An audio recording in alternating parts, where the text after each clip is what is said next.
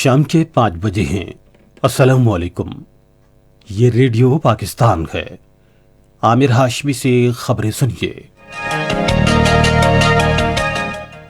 پہلے اہم خبروں کا خلاصہ۔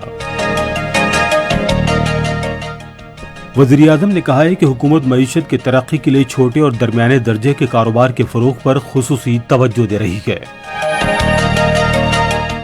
حکومت نے کورونا وائرس سے متاثرہ اضلاع کے اسکولوں میں 8ویں تک کلاسوں کی بندش کو اس ماہ کی 28 تاریخ تک توسیع دینے کا فیصلہ کیا ہے۔ وزیر خزانہ نے معیار کو یقینی بنانے کے لیے سرکاری ملازمین کی تنخواہوں، پنشن اور مراد کو معقول بنانے پر زور دیا ہے تاکہ ان کے درمیان فرق کو ختم کیا جا سکے۔ اور شام کے صوبوں حما اور دیر الزور پر روسی فضائی حملوں میں 29 عسکریت پسند ہلاک ہو گئے۔ اب خبریں تفصیل کے ساتھ۔ وزیر اعظم عمران خان نے کہا ہے کہ حکومت معیشت کو آگے بڑھانے کے لیے چھوٹے اور بڑے سرمایہ کار اداروں کے فروغ پر خصوصی توجہ دے رہی ہے۔ انہوں نے ان خیالات کا اظہار گجرانوالہ ترقیاتی منصوبے اور راولپنڈی کی تعمیر نو اور نارالئی ایکسپریس منصوبوں کے جائزے کے لیے ایک اجلاس کی صدارت کرتے ہوئے کیا، جن پر پنجاب میں علاقائی ترقیاتی حکمت عملی کے تحت عمل درآمد کیا جا رہا ہے۔ وزیر اعظم نے یقین دلایا کہ وفاقی حکومت علاقائی ترقیاتی حکمت عملی پر عمل درآمد کے لیے ہر ممکن تعاون فراہم کرے گی۔ مجوزہ منصوبے کے تحت گجرانوالہ ڈویژن کی استعداد کار کو مکمل طور پر بروئے کار لانے کے لیے زراعت، مینوفیکچرنگ اور خدمات کے شعبوں پر خصوصی توجہ دی جائے گی۔ سینیٹر علی ظفر نے آج اسلام آباد میں وزیر اعظم عمران خان سے ملاقات کی۔ خیبر پختونخوا کے وزیر اعلیٰ محمود خان نے بھی وزیر اعظم سے ملاقات کی اور صوبے کی مجموعی صورتحال پر تبادلہ خیال کیا۔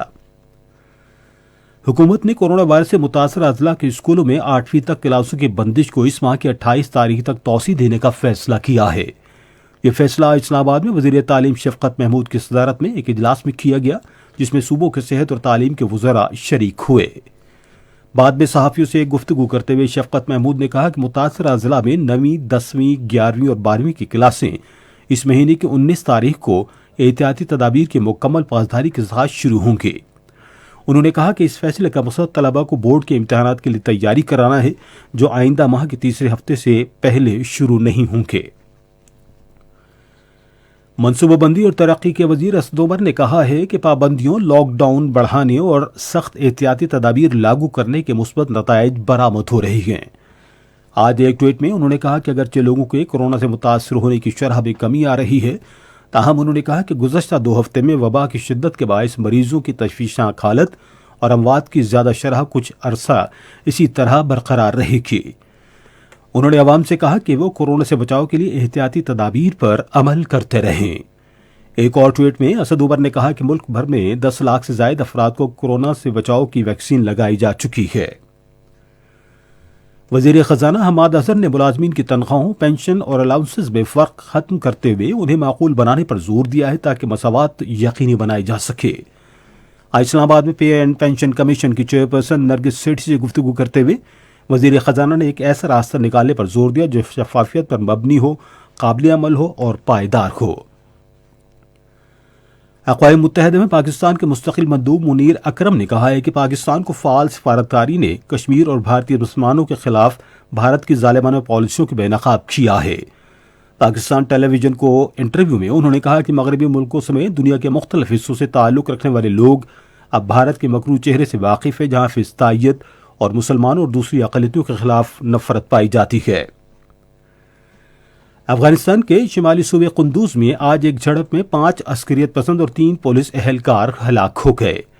صوبائی حکومت کے ترجمان عصمت اللہ مرادی نے کہا کہ یہ جھڑپ قندوز شہر کے نواحی علاقے بولوک اوال میں طالبان عسکریت پسندوں کے گروپ کی جانب سے ایک حفاظتی چوکی پر حملے کے بعد شروع ہوئی۔ شام کے صوبوں حما اور دیر الزور پر روسی فضائی حملوں میں 29 عسکریت پسند ہلاک ہو گئے۔ شام کے مبصر ادارے برائے انسانی حقوق نے کہا کہ گزشتہ 72 گھنٹوں میں 70 فضائی حملے کیے گئے۔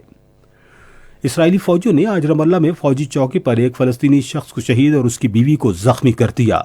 فلسطین کی وزارت صحت نے ایک بیان میں کہا کہ 42 سالہ اسامہ منصور کو سر میں گولی مار کر ہلاک کیا گیا۔